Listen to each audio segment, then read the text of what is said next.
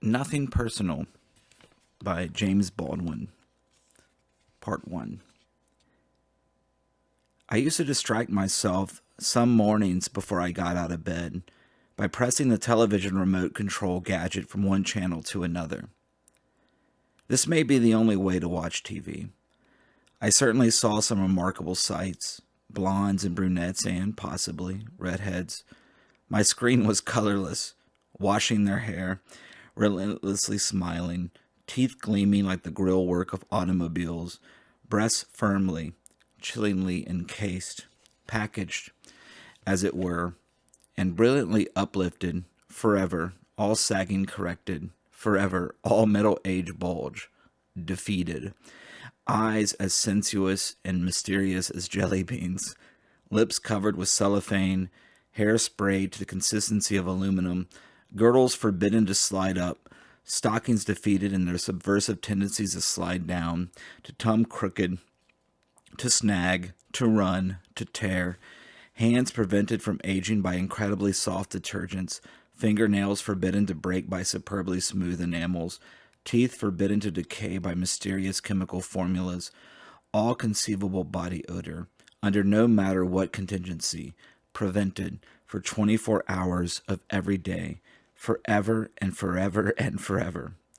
Children's bones knit strong by the foresight of vast bakeries, tobacco robbed of any harmful effects by the addition of mint, the removal of nicotine, the presence of filters in the length of the cigarette, tires which cannot betray you, automobiles which will make you feel proud, doors which cannot slam on those precious fingers or fingernails, diagrams illustrating, proving how swiftly impertinent pain can be driven away, square-jawed youngsters dancing, other square-jawed youngsters, armed with guitars or backed by bands, howling, all of this and so much more, punctuated by the roar of great automobiles overtaking gangsters, the spatter of Tommy guns mowing them down, the rise of the organ as the heroine braces herself to tell all, the moving smile of the housewife who has just won a fortune in metal and crockery.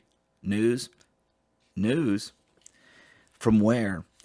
Dropping into this sea with the alertness and irrelevancy of pebbles. Sex wearing an aspect so implicably dispiriting that even masturbation, by no means mutual, seems one of the possibilities that vanished in Eden, and murder one's last best hope.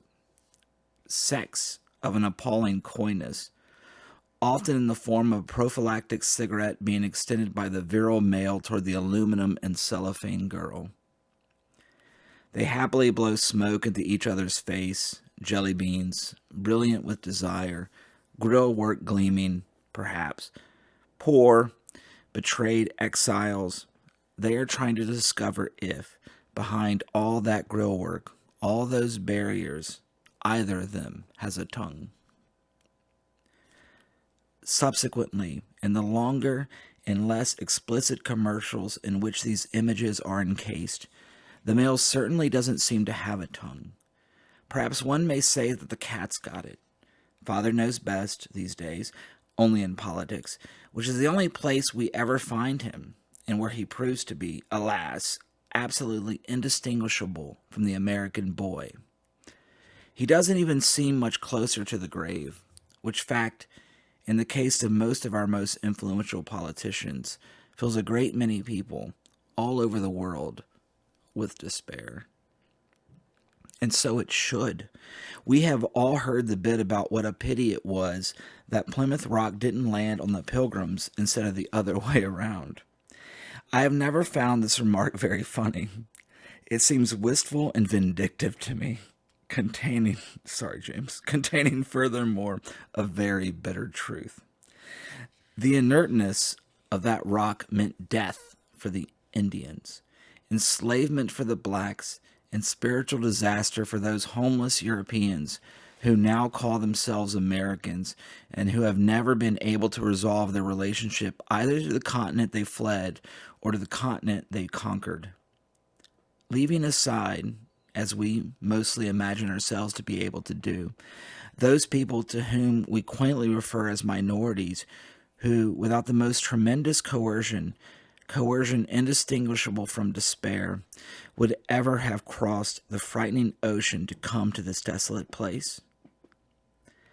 I know the myth tells us that heroes came, looking for freedom, just as the myth tells us that America is full of smiling people. Well, heroes are always, by definition, looking for freedom. And no doubt, a few heroes got here too. One wonders how they fared. And though I rarely see anyone smiling here, I am prepared to believe that many people are, though God knows what it is they're smiling about. But the relevant truth is that the country was settled by a desperate, divided, and rapacious horde of people who were determined to forget their past and determined to make money.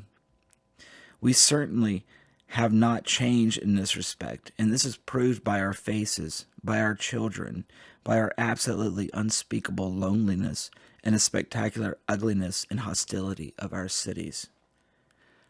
Our cities are terribly unloved by the people who live in them, I mean. No one seems to feel that the city belongs to him. Despair. Perhaps it is this despair which we should attempt to examine if we hope to bring water to this desert. I love this city. It is, of course, in the very nature of a myth that those who are its victims, and at the same time its perpetrators, should, by virtue of these two facts, be rendered unable to examine the myth, or even to suspect, much less recognize, that it is a myth which controls and blasts their lives. One sees this, it seems to me, in great and grim relief in the situation of the poor white in the Deep South. The poor white was enslaved almost from the instant he arrived on these shores, and he is still enslaved by a brutal and cynical oligarchy.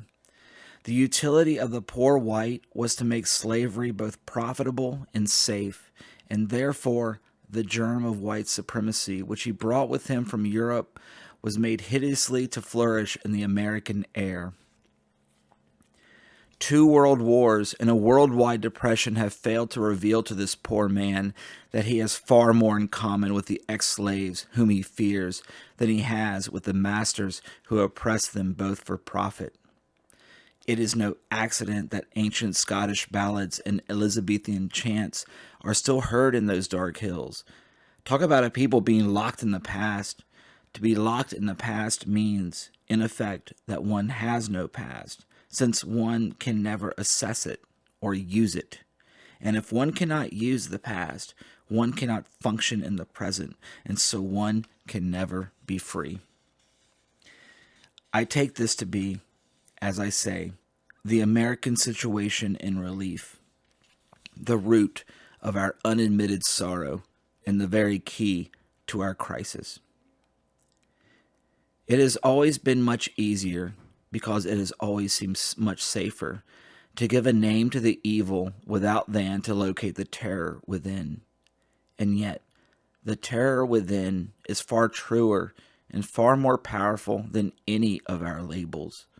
The labels change, the terror is constant.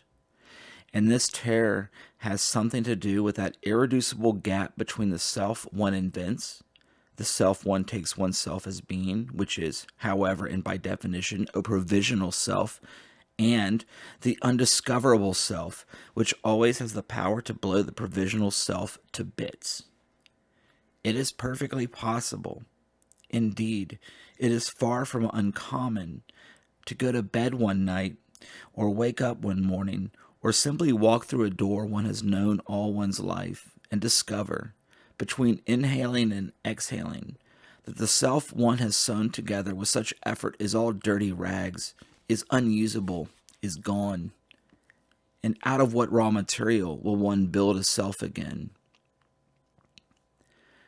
The lives of men, and therefore of nations, to an extent literally unimaginable, depends on how vividly this question lives in the mind. It is a question which can paralyze the mind, of course. But if the question does not live in the mind, then one is simply condemned to eternal youth, which is a synonym for corruption. Some rare days, often in the winter, when New York is cheerfully immobilized by snow, cheerfully because the snow gives people an excuse to talk to each other, and they need, God help us, an excuse. Or sometimes, when the frozen New York spring is approaching, I walk out of my house toward no particular destination and watch the faces that pass me. Where do they come from? How did they become, these faces, so cruel and so sterile? They are related to whom? They are related to what? They do not relate to the buildings, certainly. No human being could. I suspect, in fact, that many of us live with the carefully suppressed terror that these buildings are about to crash down on us. Been there. The nature of the movement of the people in the streets is certainly very close to panic. You will search in vain for lovers. I have not heard anyone singing in the streets of New York for more than 20 years. By singing, I mean singing for joy, for the hell of it. I don't mean the drunken, lonely 4 a.m. keening, which is simply the sound of some poor soul trying to vomit up his anguish and gagging on it. Where the people can sing, the poet can live. And it is worth saying it the other way around, too. Where the poet can sing, the people can live. When a civilization treats its poets with the disdain with which we treat ours, it cannot be far from disaster. It cannot be far from the slaughter of the innocents. Everyone is rushing, God knows where, and everyone is looking for God knows what. But it is clear that no one is happy here, and that something has been lost. Only sometimes, uptown, along the river, perhaps, I've sometimes watched strangers here for a day or a week or a month, or newly transplanted, watched a boy and a girl, or a boy and a boy, or a man and a woman, or a man and a child, or a woman and a child. Yes, there was something recognizable, something to which the soul responded, something to make one smile, even to make one weep with exultation. They were yet distinguishable from the concrete and the steel. One felt that one might approach them without freezing to death. Part 2. A European friend of mine and myself were arrested on Broadway in broad daylight while looking for a taxi. He had been here 3 days, had not yet mastered English, and I was showing him the wonders of the city of New York. He was impressed and bewildered, though he also seemed rather to wonder what purpose it served, when, suddenly, down from heaven, or up from the sidewalk, 2 plainclothes men appeared, separated us. Scarcely a word was spoken. I watched my friend, carried by the scruff of the neck, vanish into the crowd. Not a soul seemed to notice. Apparently, it happened every day. I was pushed into the doorway of a drugstore and frisked, made to empty my pockets, made to roll up my sleeves, asked what I was doing around here. Around here being the city in which I was born. I am an old hand at this. Policemen have always loved to pick me up and, sometimes, to beat me up. So I said nothing during this entire operation. I was worried about my friend, who might fail to understand the warmth of his reception in the land of the free, worried about his command of English, especially when confronted by the somewhat special brand used by the police. Neither of us carried knives or guns, neither of us used dope, so much for the criminal aspect. Furthermore, my friend was a married man with 2 children, here on a perfectly reasonable visit, and he had not even come from some dirty and disreputable place like Greece, but from geometric and solvent Switzerland. So much for morals. I was not exactly a bum either, so I wondered what the cop would say. He seemed extremely disappointed that I carried no weapons, that my veins were not punctured, disappointed, and therefore more truculent than ever. I conveyed to him with some force that I was not precisely helpless, and that I was perfectly able and more than willing to cause him a great deal of trouble. Why exactly had he picked us up? He was now confused, afraid, and apologetic, which caused me to despise him from the bottom of my heart. He said, "How many times have I heard it? That there had been a call out to pick up two guys who looked just like us." White and black, you mean? Apart from my friends, I think I can name on the fingers of one hand all the Americans I have ever met who were able to answer a direct question, a real question. Well, not exactly. Hell no. He hadn't even known that the other guy was white.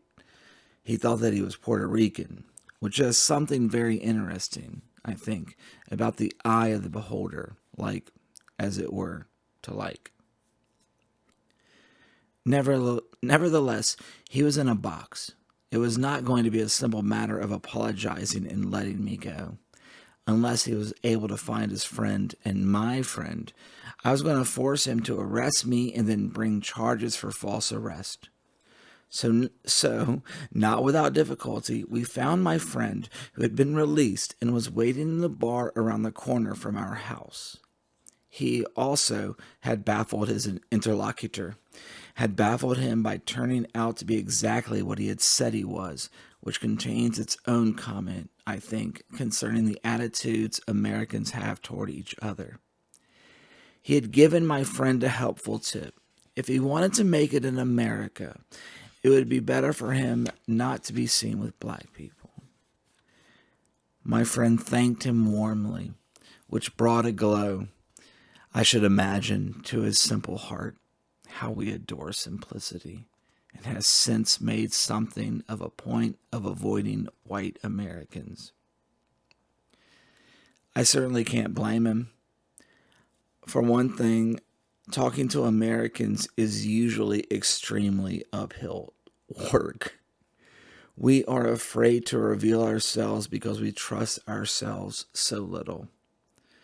American attitudes are appalling, but so are the attitudes of most of the people in the world. What is stultifying here is that the attitude is presented as the person. One is expected to justify the attitude in order to reassure the person, whom, alas, one has yet to meet, who is light years away in some dreadful private labyrinth. And in this labyrinth, the person is desperately trying not to find out what he really feels. Therefore, the truth cannot be told, even about one's attitudes.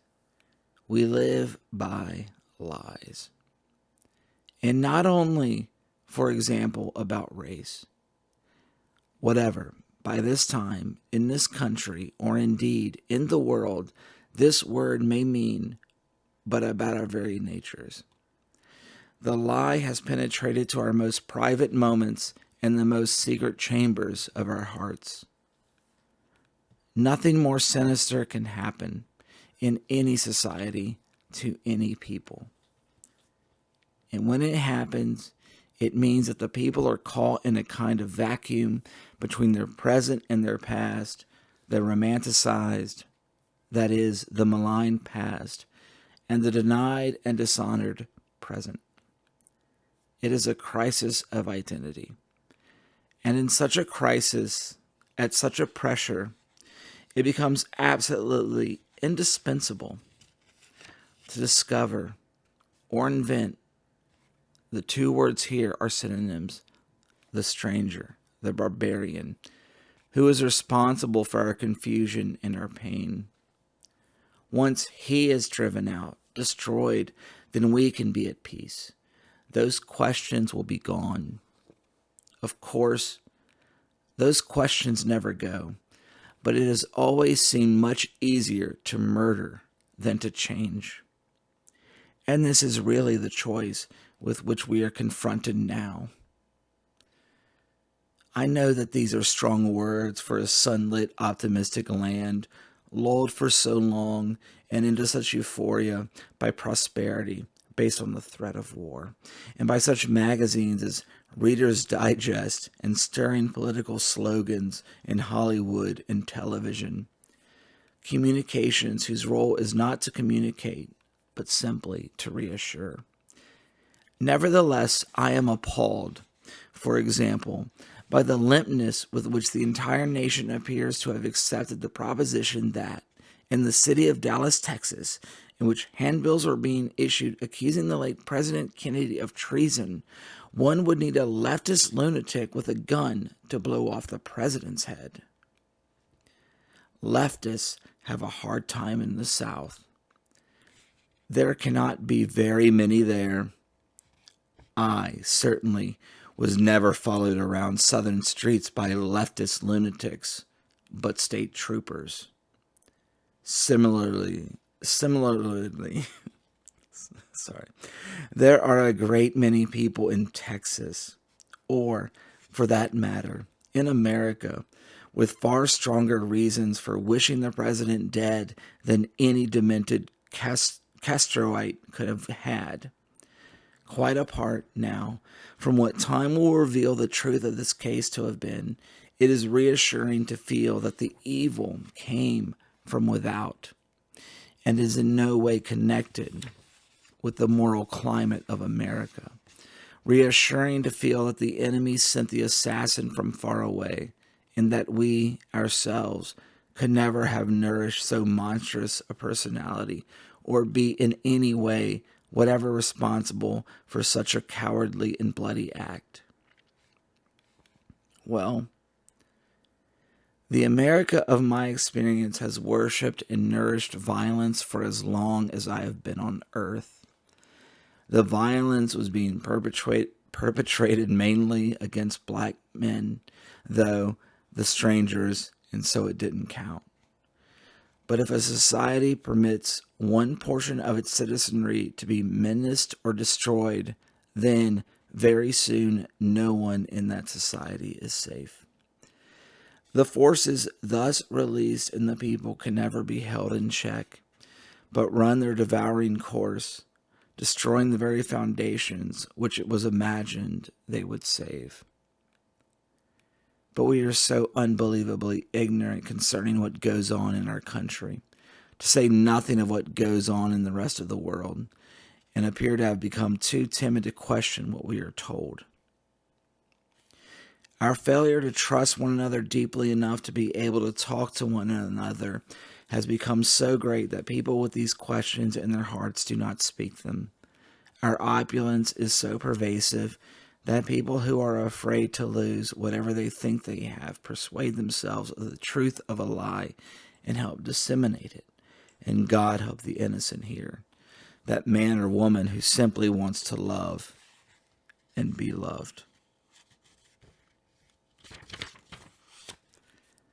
Unless this would-be lover is able to replace his or her backbone with a steel rod, he or she is doomed.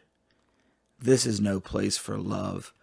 I know that I am now expected to make a bow in the direction of those millions of unremarked, happy marriages all over America, but I am unable honestly to do so because I find nothing whatever in our moral and social climate, and I am now thinking particularly of the state of our children, to bear witness to their existence.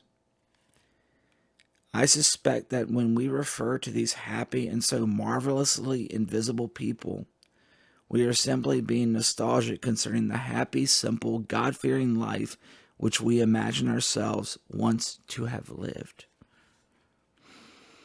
In any case, wherever love is found, it unfailingly makes itself felt in the individual, the personal authority of the individual.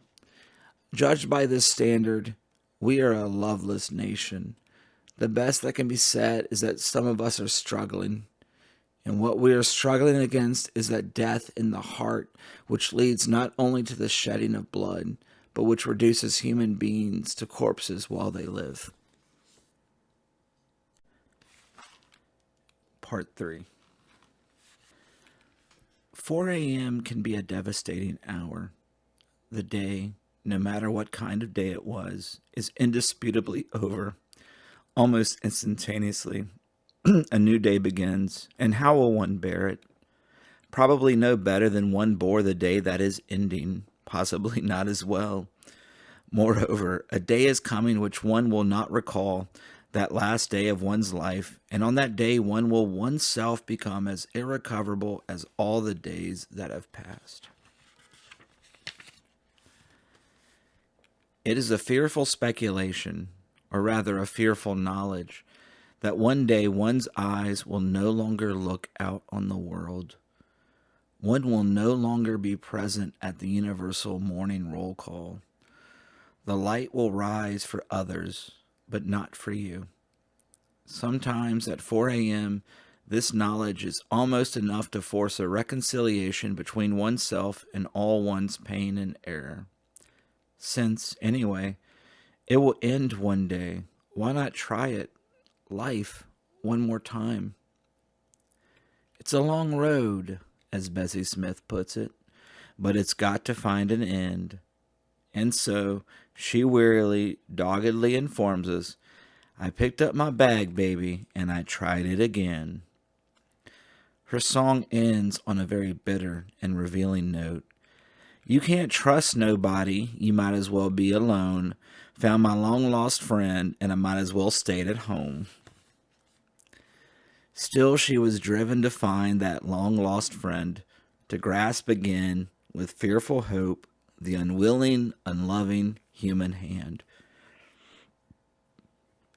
I think all of our voyages drive us there. For I have always felt that a human being could only be saved by another human being. I am aware that we do not save each other very often, but I am also aware that we save each other some of the time. And all that God can do, and all that I expect Him to do, is lend one the courage to continue one's journey and face one's end when it comes, like a man. For perhaps, between now and that last day, something wonderful will happen, a miracle of coherence and release. And the miracle on which one's unsteady attention is focused is always the same.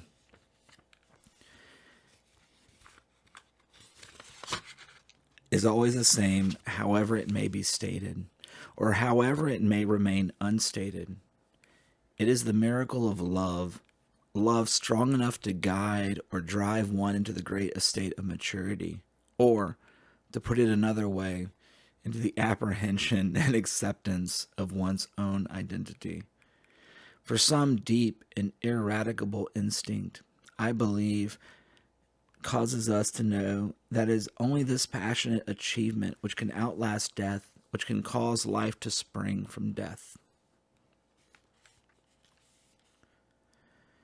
Nevertheless, sometimes at 4 a.m., when one feels that one has probably become simply incapable of supporting this miracle, with all one's wounds awake and throbbing, and all one's ghastly inadequacy staring and shouting from the walls and the floor, the entire universe having shrunk to the prison of the self, death glows like the only light on a high, dark, mountainous road where one has forever and forever lost one's way, and many of us perish then. But if one can reach back, reach down into oneself, into one's life, and find there some witness, however unexpected or ambivalent, to one's reality, one will be enabled, though perhaps not very spiritedly, to face another day. We used to sing in the church, it's another's day journey, and I'm so glad the world can't do me no harm. What one must be enabled to recognize at 4 o'clock in the morning is that one has no right, at least not for reasons of private anguish, to take one's life. All lives are connected to other lives, and when one man goes, much more than that man goes with him. One has to look on oneself as the custodian of a quantity and a quality, oneself, which is absolutely unique in the world because it has never been here before and will never be here again. But it is extremely difficult in this place and time to look on oneself in this way, where all human connections are distrusted. The human being is very quickly lost. 4 a.m. passes, the dangerous turning maneuvered once more. And here comes the sun or the rain and the hard metallic unrevealing light and sounds of life outside and movements in the street. Cautiously, one peeks through the blinds, guessing at the weather. And presently, out of the limbo of the bathroom steam and fog, one's face comes floating up again from unimaginable depths. Here it comes, unreadable as ever, the patient bones steady beneath the skin, eyes veiling the mind's bewilderment and the heart's loss, only the lips cryptically suggesting that all is not well with the spirit which lives within this clay. Then one selects the uniform which one will wear. The uniform is designed to telegraph to others what to see so that they will not be made uncomfortable. Uncomfortable and probably hostile by being forced to look on another human being. The uniform must suggest a certain setting, and it must dictate a certain air, and it must also convey, however subtly, a dormant aggressiveness like the power of a sleeping lion. It is necessary to make anyone on the streets think twice before attempting to vent his despair on you. So armed, one reaches the unloved streets. The unloved streets. I have very often walked through the streets of New York, fancying myself a kind of unprecedented explorer, trapped among savages, searching for hidden treasure, the trick being to discover the treasure before the savages discovered me, hence my misleading uniform. After all, I have lived in cities in which stone urns on park parapets were not unthinkable, cities in which it was perfectly possible, and not a matter of taking one's life in one's hands, to walk through the park. How long would a stone urn last in Central Park? And look at the New York buildings, rising up like tyrannical eagles, glass and steel and aluminum smiting the air, jerry-built, inept, contemptuous. Who can function in these buildings, and for whose profit were they built? Unloved, indeed. Look at our children.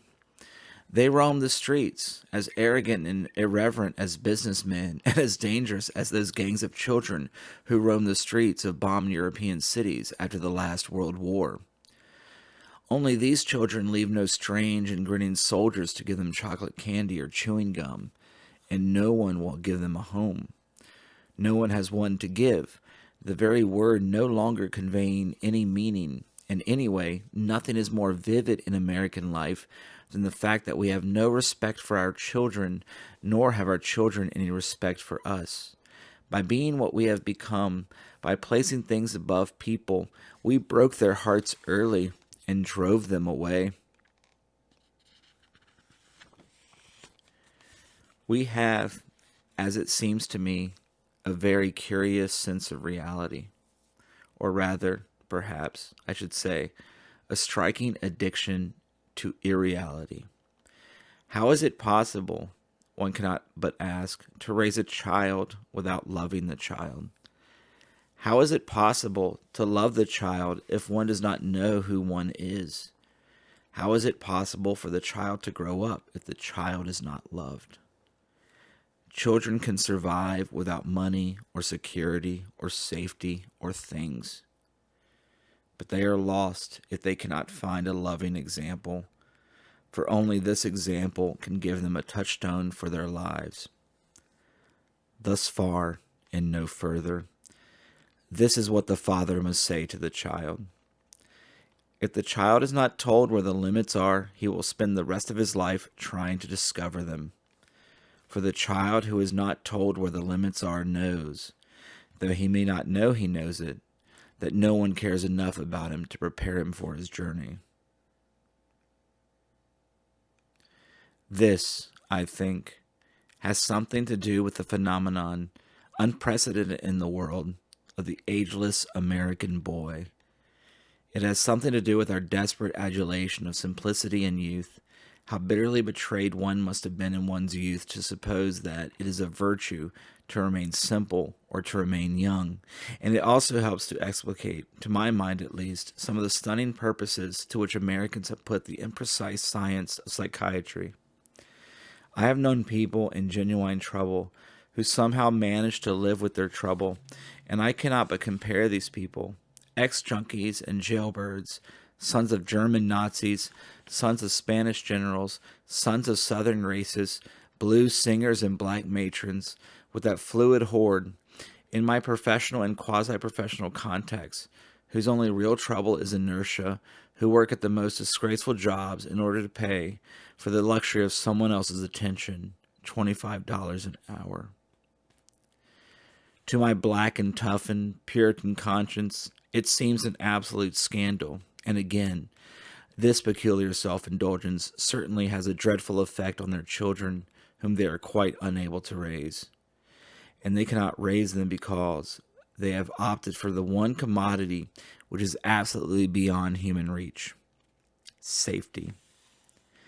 This is one of the reasons, as it seems to me, that we are all so badly educated. For to become educated, as all tyrants have always known, is to become inaccessibly independent. It is to acquire a dangerous way of assessing danger, and it is to hold in one's hands a means of changing reality. This is not at all the same thing as adjusting to reality. The effort of adjusting to reality simply has a paradoxical effect of destroying reality, since it substitutes for one's own speech and one's own voice an interiorized public cacophony of quotations.